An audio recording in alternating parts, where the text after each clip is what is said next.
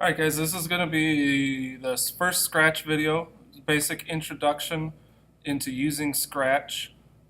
We're here on the home page of Scratch once you've logged in using the class login. You can see it here. I'll log out real quick for us to see.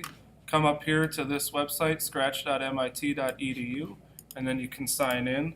The username and the password are on the whiteboard within the classroom, so you can look at that to get the password. The username is ShepCMA. Once you've logged in, you can go up to create. Like I said, this is video 1.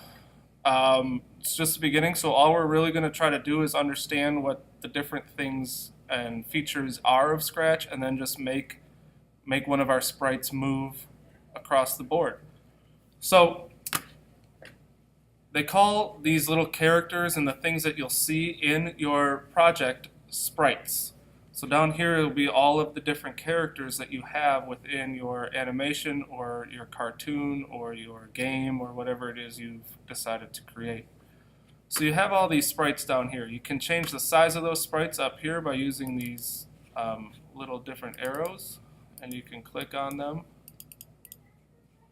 and then take it and shrink. Click on that, take it, and make them bigger.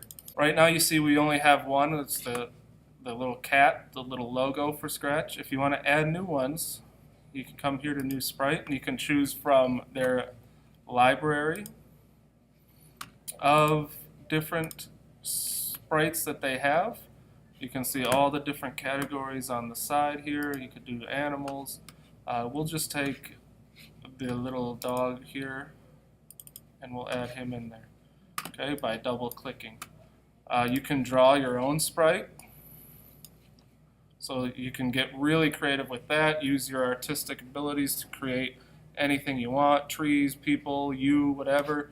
And you could also import pictures that you might have on your computer and import them in as well. If you don't want one, you can take your scissors, click on it, and it will delete those sprites. Alright, like I said, we're going to try to just make this guy move across the grid. In order to do that, we need to give him a script. That's the coding part of this program. You're going to have to use drag and drop blocks to code him, to tell him exactly what you want to do. Alright, he won't do anything unless you tell him to do it. Alright, and he will do exactly what it is you told him to do. So if you want him to move 10 steps, that's what he'll do. Alright, but now he doesn't know when to do it, doesn't know how to do it, so you have to program that as well. So from the motion, which is where I told him to move 10 steps, I can go to events and say, when I click that green flag, I want you to move 10 steps. Alright, now you might have missed it. He moved 10 steps. Now you ask, how much is a step? Well, this program runs on a 4-quadrant grid. If you see my cursor, it's changing these XY coordinates down here. It runs on 4 quadrants. So up here we have positive. We have a positive X and a positive Y. Over here we'd have the negative X and the positive Y. Down here both negatives. And here we have the positive X and negative Y's. Alright, so it runs in 4-quadrant grids. This 10 steps is 10 X's. Alright, or 10 Y's. You can see all the way here I have about 250 X's. Down here negative 250. So this is about 500 steps from one side to the next.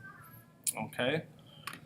So if I want him to move 10 steps, when I click the green flag, he's going to move 10 X's in that direction. If I want him to go backwards, I could change this to negative 10. And when I click the green flag, he'll go back negative 10. So in motion, if I want him to move all the time, not just 10 and stop and 10 and stop and have to click the green flag all the time, I might go to a control. And I might say I want him to move those 10 steps forever. So if I hit the green flag, he's going to move those 10 steps forever. Alright, now he went completely off the screen. If I want to use my if on edge bounce, I can do that too. So now you can see he's bouncing. If I bring him back here, he's going to go there, bounce, bounce, bounce, bounce. But he's going to keep trying to move negative 10 steps. Maybe there's a different movement I want. Maybe I want him to move forward 10 steps all the time. So let's try that. bounce, bounce, bounce, bounce. Good. All right, so he's moving forward 10 steps at all times. Let's say I want him to always stay left and right. Okay, so there's some code in here, some drag and drop code that will always be available for you to make them do whatever you want. You just need to find it here in all the scripts that are available up here. All right, so we got the guy moving. Move on to video 2 if you're ready.